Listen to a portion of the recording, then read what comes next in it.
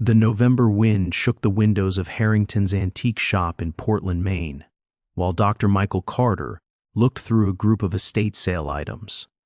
The shop smelled like aged wood and mothballs, with narrow aisles crowded by forgotten objects from lives long gone. Michael, a historian who focused on 19th-century American social institutions, spent his weekends hunting for original sources that libraries and archives had missed. He flipped through a box of photographs, most showing typical Victorian scenes: serious-looking men, women in detailed dresses, children standing stiffly next to potted plants. Then his hands paused on one specific cabinet card. The photograph showed a neatly dressed couple with 3 children carefully posed in a studio scene common in the 1880s. Michael brought the image closer to the weak light. The man sat in a decorative chair, wearing a dark suit that fit perfectly, a thick beard framing his face. The woman stood beside him in a graceful dress with a high collar and a cameo brooch, her hand placed on his shoulder. 3 children completed the scene. 2 girls, about 8 and 10 years old, stood on either side of the couple, and a boy around 12 stood slightly behind them. The photograph was remarkably well preserved, the sepia tones still deep and clear. On the back, written in faded ink, were the words, "The Whitmore Family, New York, October 1888. Michael also noticed the photographer's mark at the bottom. J.R. Sullivan Studio, 247 Broadway, New York City. He was just about to place it with his small stack of purchases when something made him stop. The children's expressions drew his attention first. While Victorian photographs usually showed stiff, unsmiling faces because of long exposure times, these children seemed different. Their faces showed more than expected seriousness. There was alertness, a guarded look in their eyes that felt strange. Then he noticed their hands. All 3 children held their hands in the same unusual position. Their left hand crossed over the right at the wrist, with the right thumb pointing upward while the other fingers curled inward. It looked awkward and unnatural, especially for a formal portrait where hands were usually folded neatly or rested calmly. Michael's heart beat faster. In 15 years of studying old photographs, he had learned that nothing in a Victorian studio portrait happened by chance. These sessions cost money and were carefully planned. Every detail was chosen on purpose. So why would 3 children hold their hands in the same uncomfortable pose? He studied the adults more closely. The man and woman wore faint smiles, their posture relaxed and self-assured, but the children's body language told another story. Even though they stood close to the adults, they seemed oddly distant, almost cut off within the frame. Michael carried the photograph to the counter as Mr. Harrington added up the price. "Interesting piece," Harrington said. "Came from an estate in Albany. The woman who owned it died at 97. Her granddaughter said she had kept it in a drawer for years and never put it on display." Michael paid for the photograph and stepped out into the cold afternoon. Snow had begun to fall. He hardly noticed. His thoughts were already racing with possibilities and one question that would not leave him. Why were those children holding their hands that way? On Monday morning, Michael spread the photograph across his desk at the University of Maine. Pale winter light came through his office window as he placed his magnifying lamp directly over the image. He had spent the entire weekend unable to stop thinking about the 3 children and their strange hand pose. Through the magnifying glass, every detail stood out clearly. The children's hands were without doubt placed the same way, left over right thumb lifted upward. The pose was so exact, so perfectly matched, that it could not be accidental. Michael took a digital photo of the image and enlarged the hands on his computer screen. He began searching through his reference books on Victorian communication and body language. After hours of reading, he found something important in a little-known memoir written by a social reformer named Clara Morrison, published in 1902. Morrison had worked in orphanages and children's institutions throughout the 1880s and 1890s and pushed for better treatment. In a chapter about children living in institutions, she described gestures the children had created among themselves. They had formed their own silent language. Morrison wrote, gestures they could make in the presence of adults who would not understand their meaning. One sign I observed again and again was a call for help. Left hand over right, right thumb pointing upward. It meant, "I need help. I am in danger. Please save me." Michael's hands shook as he read the words once more. The Whitmore children were making a distress signal in what should have been a happy family portrait. But why? Who were they trying to signal? And why would the adults in the photograph allow it? He shifted his focus to researching the Whitmore family. New York City directories from 1888 listed several families with that name, but he needed clearer answers. He searched newspaper archives from the New York Public Library's digital collection. Typing in Whitmore and 1888, what appeared on his screen made his breath stop. A headline from the New York Times dated March 15, 1888. Tragic fire at Whitmore Home for Children. 13 dead, 3 survivors. Michael opened the article and read with growing dread. The Whitmore Home for Children, an orphanage in Lower Manhattan, had caught fire in the early hours of March 14, 1888.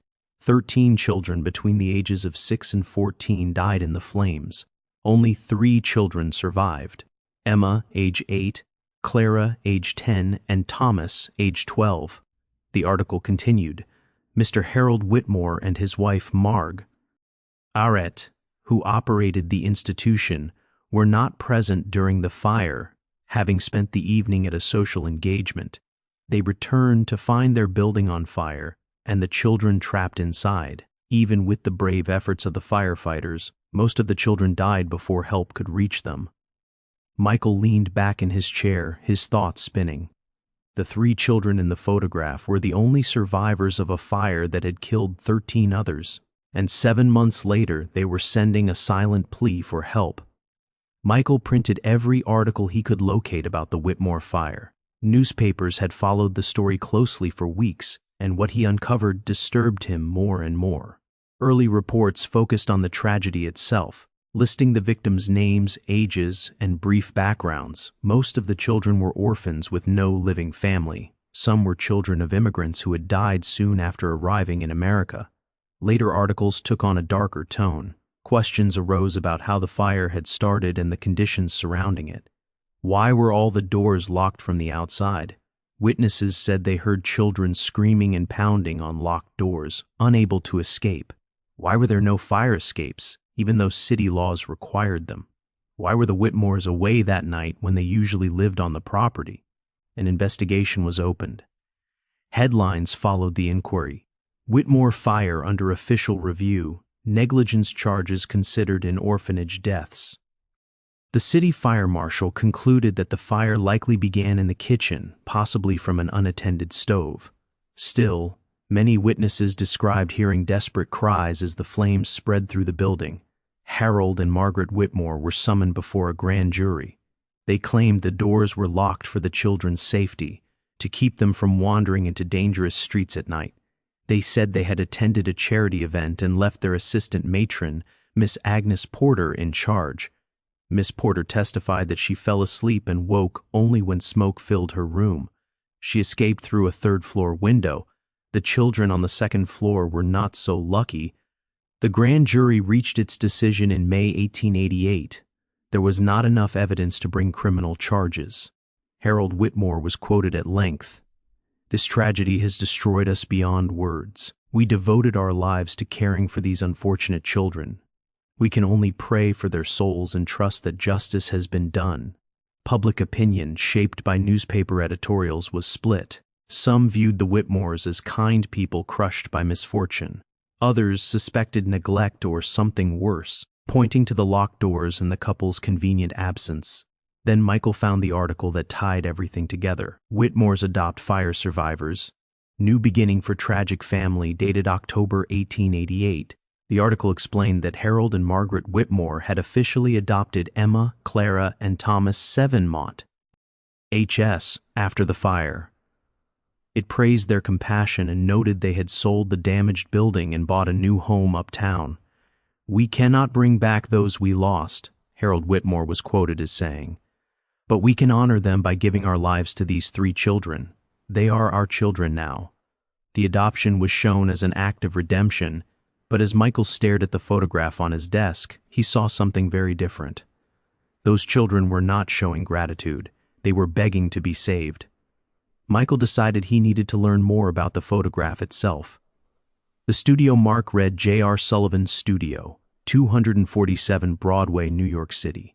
He researched Sullivan and learned that James Robert Sullivan had been a well-known Manhattan photographer from 1875 to 1903. Famous for portraits of wealthy families and performers, Sullivan's records were partly held at the New York Historical Society. Michael contacted them and arranged a visit, driving to New York City the following weekend. The city felt cold and gray, the January wind cutting through the streets as he walked to the Society's building on Central Park West. A librarian named Stephen brought him 3 boxes filled with ledgers, letters, and notes from various photo sessions. Michael carefully flipped through the 1888 ledger, scanning entries from October. Then he found it. October 18th, 1888. Whitmore family, 5 persons. Cabinet card. Payment $15. $15 was a large amount at the time, nearly 2 weeks' wages for a arcane man. The Whitmores had paid well for the portrait, but it was a note in the margin that caught Michael's eye. Written in different ink were the words, "Children distressed, refused." Second sitting, Michael's heart raced. He showed the entry to Stephen. "Do you know what refused second sitting means?" Stephen explained that photographers usually took several exposures during a session. If someone blinked or moved, or if the photographer wanted a different pose, they would do another sitting. This note suggested the children refused to continue after the first photograph. Michael thought about it. The children had managed to send their signal in the one image taken, then refused to go on. Maybe they feared the Whitmores would notice and force them to pose differently, or maybe making that signal once took all the courage they had. As he continued through Sullivan's papers, he found something else. A letter dated November 1888, addressed to Sullivan from Dr. Edwin Richardson. It was short but alarming. "Dear Mr. Sullivan, I am writing to ask about a photograph taken in your studio last month. The subjects were the Whitmore family. I am a physician who has treated the children and have concerns about their well-being. If you noticed anything about their behavior or condition during the sitting, please contact me. This is urgent. Yours, Dr. Edwin Richardson." There was no record of a reply. Michael photographed the letter and the ledger page. Richardson had sensed something was wrong. But what had he seen? And why had he failed to stop it? Michael spent the next week researching Dr. Edwin Richardson. Medical directories listed him as a general doctor with an office on East 23rd Street. In 1888, Richardson was 34 years old and a graduate of Columbia University's medical school. Further searching showed he was active in social reform, especially child welfare. His name appeared in the records of the Society for the Prevention of Cruelty to Children. Michael found Richardson's obituary from 1921. It praised his lifelong work defending vulnerable people and noted his role in reforming abusive institutions. There was no mention of the Whitmores. Determined to learn more, Michael contacted the New York Academy of Medicine, which kept historical medical papers. After hearing his explanation, they agreed to search their archives. 2 weeks later, a packet of photocopied documents arrived. Inside were pages from Richardson's personal journal donated after his death. Michael's hands shook as he read the entries from late 1888, October 25th, 1888. "I was asked to examine 3 children recently adopted by Mr. and Mrs. Whitmore, Emma, Clara, and Thomas, survivors of the orphanage fire. Mrs. Whitmore insisted the visit was routine. What I observed troubles me deeply. All 3 children are underweight and show signs of long-term stress. Emma has bruises on her arms, which she says came from a fall. Clara flinches when adults raise their voices. Thomas barely speaks and avoids eye contact. When I asked to examine them alone, Mrs. Whitmore refused to leave the room. Their fear is clear. I suspect suffering but lack proof." Michael read on. November 2nd, 1888, "I cannot stop thinking about the Whitmore children. Neighbors report the children are rarely seen and appear silent and withdrawn. One neighbor heard crying late at night. Another said Mr. Whitmore has a violent temper. I consider contacting the Society for the Prevention of Cruelty to Children, but fear my concerns will be dismissed. November 15, 1888. I wrote to the photographer who took the Whitmore portrait, hoping he noticed something. No reply. I feel powerless. These children survived a fire only to be trapped again. Michael continued reading, his chest heavy. Richardson had tried again and again, but failed each time. December 3, 1888. I visited the Whitmore home under the excuse of a follow-up exam. Mrs. Whitmore limited my access. The children seem more withdrawn. Emma's bruises are gone, but I noticed marks on her wrists consistent with restraint. Mrs. Whitmore claimed Emma had struggled during discipline and was held for her safety. The explanation felt practiced. December 10, 1888. I contacted the Society for the Prevention of Cruelty to Children. They said without firm evidence or a complaint from the children, they cannot act. The Whitmores are respected citizens. My concerns are seen as speculation. I feel I am watching disaster unfold and cannot stop it.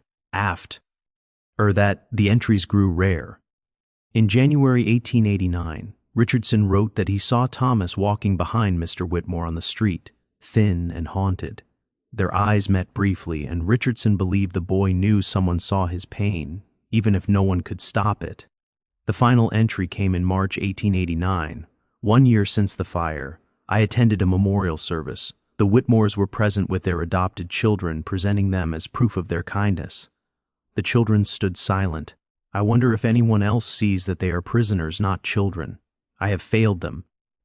Michael set the papers down, feeling the weight of the doctor's failure across time. Richardson had seen the danger, but had been blocked by society's trust in respectable benefactors. But Michael now had what Richardson never did: the photograph. The children's silent plea had been preserved forever.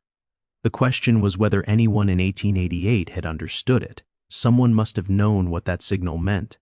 Someone must have seen the image and recognized the warning. Michael thought again of Sullivan's note. Children distressed. The photographer had noticed. Richardson had reached out. Michael needed to know if Sullivan ever replied. He returned to the New York Historical Society and asked Stephen if there were any other Sullivan materials not yet reviewed. Stephen disappeared into storage and returned an hour later with a small leather folder. "This arrived last year," he said. "A Sullivan descendant found it in an attic. We haven't cataloged it yet." Inside were loose papers and draft letters. Michael carefully sorted through them until he found exactly what he had been hoping for. A draft reply to Dr. Richardson, dated November 1888, lay inside the folder. The handwriting was rushed, with several lines crossed out, but the meaning was clear. "Dear Dr. Richardson, your letter troubles me deeply. I remember the Whitmores sitting clearly. The children were truly distressed, and their behavior was unusual. They insisted on holding their hands in a specific way, and when Mrs. Whitmore tried to correct them, they became upset. Mr. Whitmore stepped in and said it did not matter how they held their hands, and the photograph was finished. I noticed the youngest girl had marks on her neck, which Mrs. Whitmore claimed were from the fire, but they appeared fresh rather than healed. The children spoke very little and kept their eyes down. I felt uneasy but had no formal reason to refuse the work. If there is anything I can do to help with your concerns about these children, please let me know." Michael searched the papers for any sign the letter had been sent, but found no proof. Whether Richardson ever received it was unknown. Still, it was clear Sullivan had been disturbed by what he saw. Michael copied the draft and continued his work.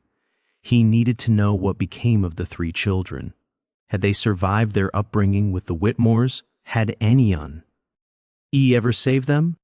He searched census records beginning in 1890. The Whitmore household appeared at an address on East 68th Street. Harold Whitmore, age 42, occupation listed as gentleman.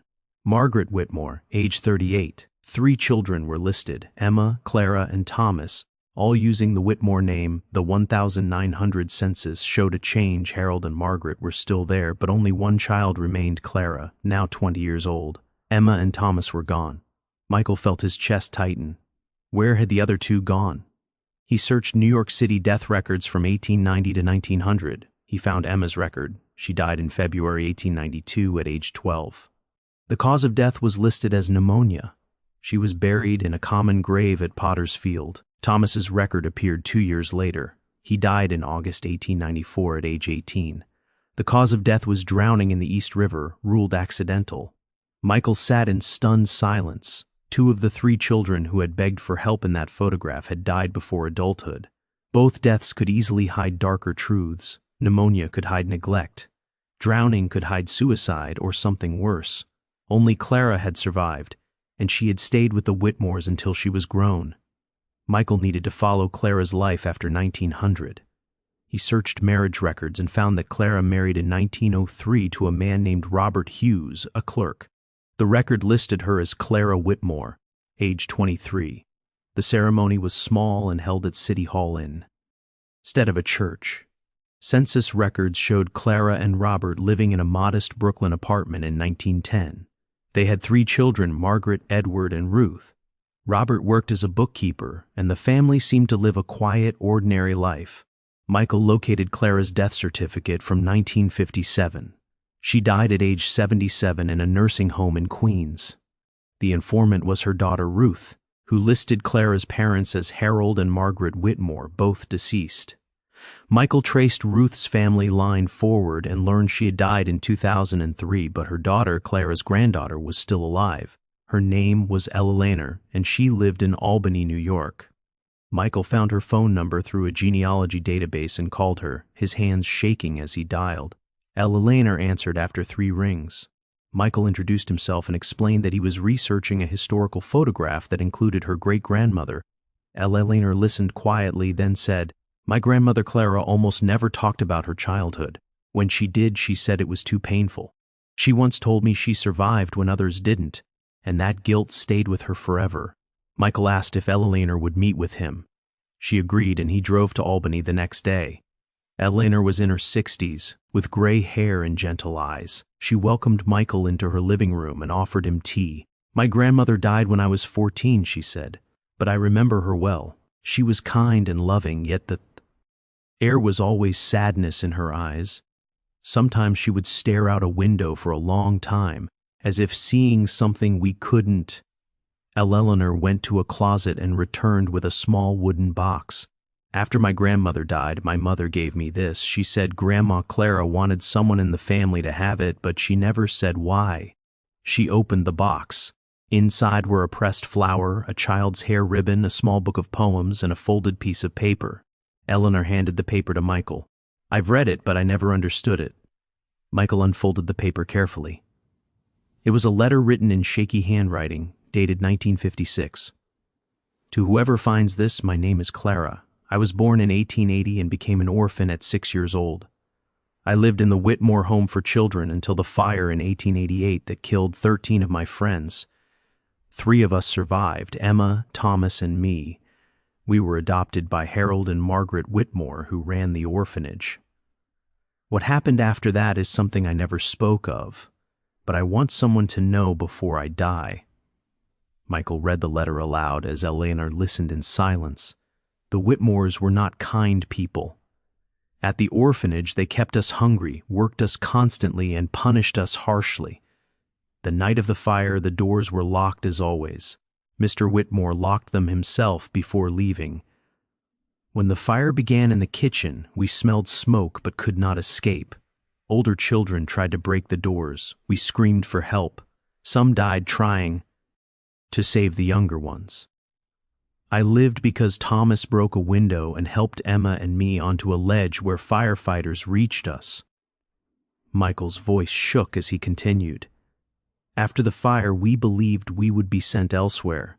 Instead, the Whitmores adopted us. People praised them, but we knew the truth. They adopted us to silence us. By making us their children, they controlled us completely." The letter described years of fear and isolation. The children were kept hidden in the new home, rarely allowed outside. They were servants, not sons and daughters. Emma was worked the hardest. When she fell ill in 1892, no doctor was called until it was too late. She died at 12, and I held her hand. Thomas tried to escape twice. The first time, Mr. Whitmore dragged him back and beat him badly. The second time, Thomas got away. 2 days later, his body was found in the East River. They said it was an accident, but Thomas was afraid of water and could not swim. Michael's voice broke near the end. I survived by becoming invisible. I left as soon as I legally could. I married a good man and built a new life. But I never forgot Emma, Thomas, or the 13 children who died. The people responsible were never punished. The letter ended, we tried once to tell the truth. When the Whitmores had our photograph taken in 1888, we used a hand signal we learned at the orphanage. We made the sign for help, hoping someone would understand. No one did. I hid the photograph because I could not destroy it. It is proof that we tried. We were children and we were trapped. Clara Hughes, 1956. Michael sat quietly, the letter resting on his lap. 3 children survived a deadly fire, only to be imprisoned afterward. 2 died young. Only Clara escaped, carrying her pain for a lifetime. Eleanor wiped her eyes. I always knew she suffered, but not like this. Why didn't she speak out later? By then the Whitmores were respected and powerful, Michael said softly. It would have been her word against theirs. Speaking out might have destroyed the life she built. Silence was how she survived. Eleanor looked at the photograph Michael brought. That's her. Michael pointed to the thin girl in the center. Clara, she was 10 here. He showed her the hand signal. They were asking for help, and no one understood, Eleanor whispered. One person did, Michael said, telling her about Dr. Richardson, but he had no power. In the weeks that followed, Michael documented everything. Newspapers published the story. The photograph appeared on front pages. Historians and child advocates discussed its meaning. Michael and Ella Lehner donated the photograph and letter to the New York Historical Society. An exhibition was created. At the opening, visitors stood in silence before the image. Michael looked at the photograph on the wall. 3 children frozen in time, their silent plea finally heard. Justice came too late to save them, but not too late to honor them. Their voices were no longer lost. The world would finally remember